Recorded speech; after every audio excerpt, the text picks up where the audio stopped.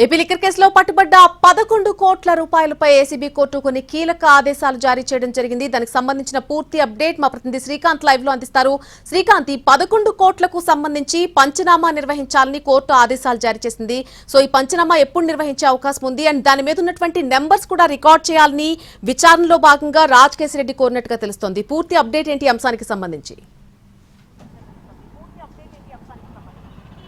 Liquor scam కేసులో 2 రోజుల క్రితం హైదరాబాద్లో ఉన్నటువంటి కాచారంలో ఒక గెస్ట్ హౌస్లో 11 కోట్ల రూపాయలను అయితే సిట్ అధికారులు సీజ్ చేశారు. ఆ డబ్బు కేసులో A1గా ఉన్నటువంటి రాజకేశిరెడ్డికి సంబంధించిన డబ్బని కూడా అది సీజ్ చేసిన తర్వాత అయితే న్యాయమూర్తికి సిట్ అధికారులు కూడా చెప్పారు. అయితే ఆ డబ్బుతో తనకు ఎటువంటి సంబంధం లేదు, కావాలనే ఆ డబ్బుని తనకి లింకులు పెడుతున్నారని సిట్ అధికారులు కూడా ఆ విషయాన్ని కూడా న్యాయస్థానం దృష్టికి అఫిడవిట్ రూపంలో అయితే రాజకేశిరెడ్డి కూడా తెలిపారు. ఇక రిమాండ్ ఎక్స్టెన్షన్ సమయంలో రాజకేశిరెడ్డి నేరుగా న్యాయమూర్తికి కూడా తెలిపారు. ఆ డబ్బుకు సంబంధించి ఉన్నటువంటి సీరియల్ నెంబర్స్తో పాటు ఆ బాక్సుల మీద ఫింగర్ ప్రింట్స్ కూడా పరిశీలించాలని కూడా అడిగారు. ఇక ఇవాళ ఉదయం ఆ డబ్బు డిపాజిట్ చేస్తే కనుక వేరే బ్యాంకులో వేరే డబ్బుతో కలపకుండా ఆదేశాలు ఇవ్వాలని ఆయన ఆదేశాలు జారీ చేశారు. దానికి సంబంధించి కొద్దిసేపటి క్రితమే న్యాయమూర్తి కీలక ఆదేశాలు జారీ చేశారు.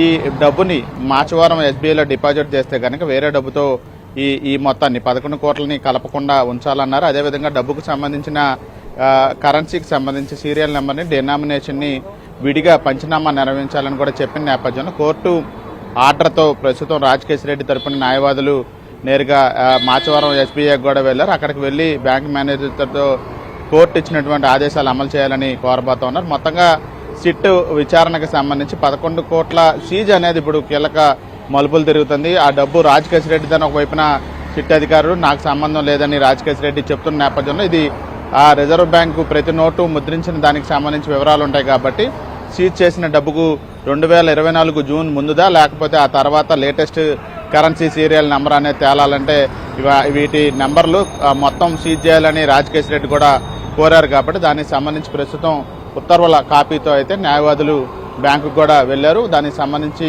మరికొద్ది సేపట్లో మేనేజర్ను కూడా కలిసి ఈ వ్యవహారానికి సంబంధించి కోర్టు ఉత్తర్వులను కూడా అందజేసి డినామినేషన్ పంచనామా కూడా చేయించే అవకాశాలు ఉన్నట్టుగా మనకు తెలుస్తా ఉంది. నెలని right Srikanth, thank you for the live update.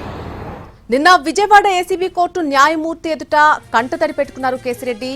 తనకు సంబంధం లేకపోయినా సరే ఆ 11 కోట్లు తనవే అంటూ సిట్ లింకులు పెడుతుందని ఆయన కంటతడి పెట్టుకోవడం జరిగింది. 11 కోట్ల నగదుపై ఉన్నటువంటి నెంబర్స్ ఏవైతే ఉంటాయో వాటిని రికార్డ్ చేయాలని న్యాయమూర్తిని కేశిరెడ్డి కోరడం జరిగింది.